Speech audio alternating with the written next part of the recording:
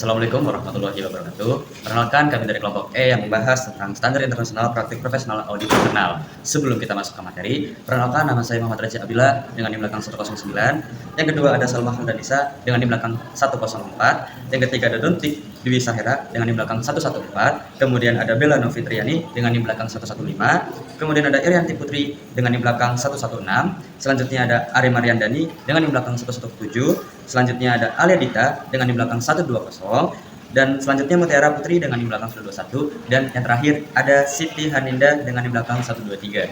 Maka dari itu kita lanjut ke materi. Terima kasih. Standar Internasional Praktik Profesional Audit Internal nomor 2400 Komunikasi Hasil Penugasan, di mana auditor internal harus mengkomunikasikan hasil penugasannya. Selanjutnya nomor 2410 Kriteria Komunikasi. Komunikasi harus mencakup tujuan, ruang lingkup, dan hasil penugasan. Selanjutnya nomor 2410 A1, di mana komunikasi akhir hasil penugasan harus memuat kesimpulan yang dapat diterapkan sebagaimana rekomendasi dan atau tindak perbaikan yang dapat diterapkan apabila memungkinkan. Opini auditor internal semestinya diberikan. Suatu opini harus mempertimbangkan ekspektasi manajemen senior dan dewan serta pemangku kepentingan lain, dan harus didukung oleh informasi yang cukup, handal, relevan, dan bermanfaat. Selanjutnya interpretasi, di mana opini dapat berupa tingkat rating, kesimpulan, atau uraian hasil audit dalam bentuk lain. Penugasan tersebut dapat mencakup pengendalian terhadap proses tertentu, resiko, atau unit bisnis. Formulasi pendapat tersebut dapat dilakukan dengan mempertimbangkan hasil penugasan dan tingkat signifikannya. Selanjutnya nomor 2410 A2, auditor internal didorong untuk dapat mengakui kinerja yang dapat memuaskan dalam laporan hasil penugasannya. Selanjutnya nomor 2410 A3, bila mana hasil penugasan disampaikan kepada pihak di luar organisasi, maka harus disebutkan pembatasan distribusi dan penggunaan hasil penugasannya. Yang terakhir nomor 2410 C1, di mana jelaskan bentuk dan isi komunikasi progres dan hasil akhir penugasan. Konsultansi bervariasi dalam bentuk dan isinya, tergantung pada sifat penugasan dan kebutuhan klien. Kualitas komunikasi yang disampaikan harus akurat, objektif, jelas, ringkas, konstruktif, lengkap, dan tepat waktu. Interpretasinya, komunikasi yang akurat berarti bebas dari kesalahan dan distorsi, dan didasarkan atas fakta komunikasi yang objektif berarti adil, tidak memihak, tidak berat sebelah, dan merupakan hasil dari pemikiran adil dan seimbang atas seluruh fakta dan keadaan yang relevan. Komunikasi yang jelas berarti mudah dipahami dan logis, terhindar dari pemakaian istilah teknis yang tidak penting, dan penyajian seluruh informasi yang signifikan dan relevan. Nah, komunikasi yang ringkas berarti langsung pada masalahnya dan menghindari uraian yang tidak perlu, detail yang berlebihan, pengulangan dan terlalu panjang. Komunikasi yang review berarti memiliki sifat membantu klien, penugasan, dan organisasi, dan tertuju pada upaya perbaikan yang diperlukan. Komunikasi yang lengkap berarti tidak meninggalkan hal-hal penting bagi pengguna hasil yang penugasan dan telah mencakup seluruh informasi dan juga observasi signifikan dan relevan untuk mendukung kesimpulan dan 2421 tentang kesalahan dan kelupaan. Jika komunikasi akhir mengandung kesalahan atau kelupaan, kepala audit internal harus mengkomunikasikan informasi yang telah dikoreksi kepada semua pihak yang sebelumnya telah menerima komunikasi asli. Tujuan utama standar ini yaitu untuk menjaga integrasi dan kredibilitas fungsi audit internal. Dengan melakukan koreksi terhadap kesalahan dan kelalaian yang signifikan, audit internal ini bisa memastikan bahwa semua pihak terkait memiliki informasi yang akurat dan lengkap untuk mengambil keputusan yang tepat. Selanjutnya, standar 2430 penggunaan frasa dilaksanakan sesuai dengan standar internasional praktik profesional audit internal. Pada standar ini menunjukkan bahwa hasil penugasan dilaksanakan sesuai dengan standar internasional praktik profesional audit internal dapat dilakukan hanya jika didukung dengan hasil program assurance dan peningkatan kualitas. Pada frasa dilaksanakan sesuai dengan standar internasional praktik profesional audit internal hanya boleh digunakan jika audit benar-benar mengikuti ketentuan IPPF. Artinya, auditor internal tidak bisa sembarangan mencantumkan frasa tersebut. Penggunaannya menunjukkan bahwa proses audit telah sesuai dengan standar profesional dan etika yang ditetapkan oleh IIA. Penggunaan frasa ini menunjukkan bahwa proses audit telah sesuai dengan standar profesional dan etika yang ditetapkan oleh IIA. Frasa tersebut hanya dapat digunakan jika didukung oleh hasil program assurance dan peningkatan kualitas KAIP yang membuktikan kesesuaian pelaksanaan audit dengan standar. Standar 2431 yaitu mengenai pengungkapan atas penugasan yang tidak patuh terhadap standar.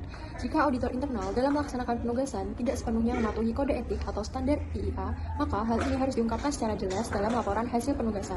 Tujuannya agar pihak yang menerima laporan memahami konteks dan dampak dari ketidakpatuhan tersebut. Yang pertama yaitu ada prinsip atau aturan perilaku pada kode etik yang tidak sepenuhnya dipatuhi. Jadi, auditor harus menjelaskan bagian mana dari kode etik atau standar IIA yang dilanggar atau tidak diikuti secara penuh. Contohnya, auditor tidak melaksanakan pengujian penyajian bukti yang cukup sesuai dengan standar 2310, yaitu bagian identifikasi informasi. Tujuannya agar penerima laporan tahu aspek profesional mana yang tidak terpenuhi. Yang kedua yaitu alasan ketidakpatuhan. Jadi, auditor wajib menjelaskan mengapa ketidakpatuhan itu bisa terjadi, misalnya karena keterbatasan waktu, sumber daya, tekanan manajemen, atau hambatan akses data. Nah, hal ini menunjukkan bahwa auditor transparan dan bertanggung jawab terhadap kondisi yang menyebabkan pelanggaran standar. Yang ketiga yaitu dampak ketidakpatuhan terhadap penugasan dan hasil penugasan yang dikomunikasikan. Jadi, auditor harus menguraikan sejauh mana ketidakpatuhan tersebut mempengaruhi kualitas hasil audit atau kesimpulan laporan. Contohnya, keterbatasan bukti audit menyebabkan simpulan auditor tidak dapat sepenuhnya meyakinkan. Dengan begitu, penerima laporan memahami tingkat keandalan dan keterbatasan hasil audit. Jadi kesimpulannya, standar 2431 menekankan bahwa akuntabilitas dan transparansi auditor internal, jika bila terjadi pelanggaran standar, auditor wajib menjelaskan apa yang dilanggar, mengapa, dan apa dampaknya terhadap hasil audit agar integritas proses tetap terjaga.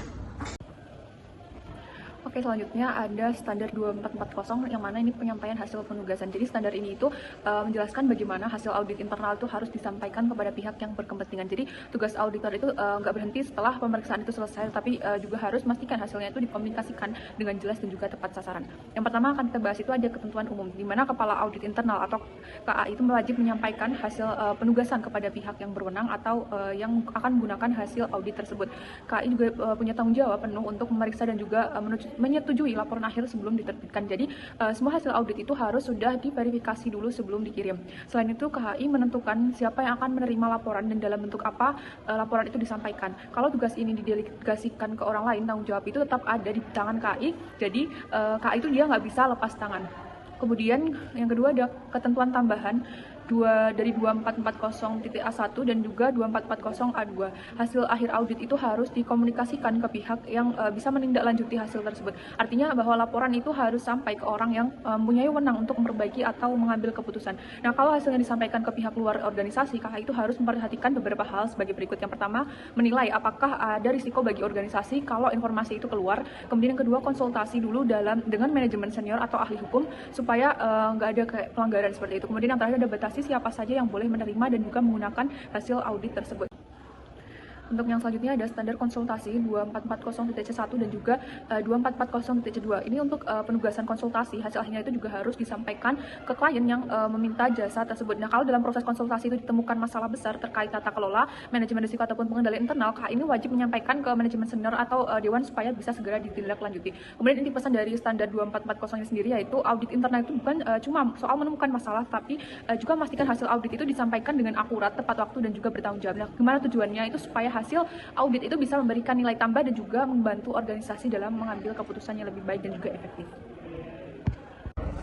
Baik, selanjutnya itu mengenai standar 2450 yaitu opini umum. Di sini standar opini 2450 itu menjelaskan bahwa ketika auditor internal memberikan opini umum atas aktivitas, proses atau sistem organisasi, opini tersebut harus mempertimbangkan berbagai hal seperti strategi, sasaran, dan risiko organisasi. Selain itu, harus mempertimbangkan ekspektasi manajemen senior, dewan, dan pemangku kepentingan lain. Dan pertimbangan yang terakhir yaitu harus didukung oleh informasi yang cukup, andal, relevan, dan bermanfaat. Nah, selanjutnya mengenai interpretasi dari standar 2450 opini umum. Yang pertama yaitu ruang lingkup dan periode waktu opini. Di sini itu mencakup apa saja yang ada dalam opini dan periode audit yang menjadi dasar. Selanjutnya itu ada batasan ruang lingkup. Di sini itu mencakup hal-hal yang tidak termasuk dalam audit yang bisa mempengaruhi kelengkapan opini. Selanjutnya yaitu pertimbangan terhadap proyek atau audit lain yang relevan. Di sini auditor itu juga harus memperhatikan hasil audit yang lain yang terkait dengan hasil tersebut. Nah, selanjutnya itu ikhtisar informasi pendukung opini. Di sini mencakup ringkasan data atau temuan yang menjadi dasar opini. Nah, selanjutnya ada kerangka kerja risiko atau kriteria lain yang menjadi dasar atau acuan yang digunakan untuk menilai efektivitas pengendalian. Yang terakhir mengenai pernyataan opini atau kesimpulan umum yang dapat dipercaya, misalnya secara keseluruhan sistem pengendalian internal itu memadai atau tidak. Baik, jika kepala audit internal menilai bahwa manajemen menerima risiko yang tidak dapat diterima oleh organisasi, maka hal tersebut harus dibahas dengan manajemen senior. Begitupun apabila setelah pembahasan masalah belum terselesaikan, maka kepala audit internal wajib untuk mengkomunikasikan hal tersebut kepada dewan pengawas, yang dimana di sini maknanya yaitu berarti audit internal memiliki tanggung jawab etis dan juga profesional untuk melaporkan risiko besar yang bisa merugikan organisasi. Selain itu, komunikasi risiko ini dilakukan secara bertahap, dimulai dari manajemen hingga ke dewan pengawas agar pengambilan keputusan tetap akuntabel. Standar 2500 tentang pemantauan perkembangan membahas tugas auditor internal dalam memastikan tindak lanjut hasil audit benar-benar dilakukan oleh manajemen. Yang artinya setelah audit selesai dan hasilnya dilaporkan, auditor tidak langsung selesai tugasnya. Dia harus memantau apakah saran atau perbaikan benar-benar dijalankan oleh pihak manajemen. Yang tujuannya supaya masalah yang ditemukan tidak terulang lagi dan juga risiko organisasi dapat dikelola dengan lebih baik. Peran Kepala Audit Internal atau KAI yang pertama adalah membuat sistem pemantauan hasil audit, misalnya daftar tindak lanjut atau laporan perkembangan perbaikan. Yang kedua, memastikan efektivitas tindakan perbaikan, jadi KAI harus lihat apakah solusi yang dilakukan manajemen memang benar-benar berhasil. Yang ketiga, jika manajemen tidak memperbaiki temuan, KAI wajib memastikan bahwa mereka tahu konsekuensinya dan bersedia menanggung resikonya. Jadi intinya, auditor bukan cuma melapor, tetapi juga mengawasi hasil laporan supaya ada tindakan yang nyata. Penugasan Asuras 2500 A1, yang pertama KAI wajib memantau pelaksanaan tindakan perbaikan yang dilakukan manajemen dan harus memastikan perbaikan itu benar-benar efektif atau jika tidak dilakukan, manajemen menyadari resikonya. Yang kedua, penugasan konsultasi 2500 C1, dalam tugas konsultasi, auditor juga perlu memantau apakah klien melaksanakan rekomendasi yang sudah disepakati bersama.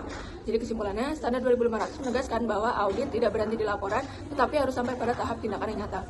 Dengan pemantauan yang baik, maka masalah dapat cepat terselesaikan, pengendalian dan manajemen risiko semakin kuat, dan juga organisasi menjadi lebih akuntabel dan juga terpercaya.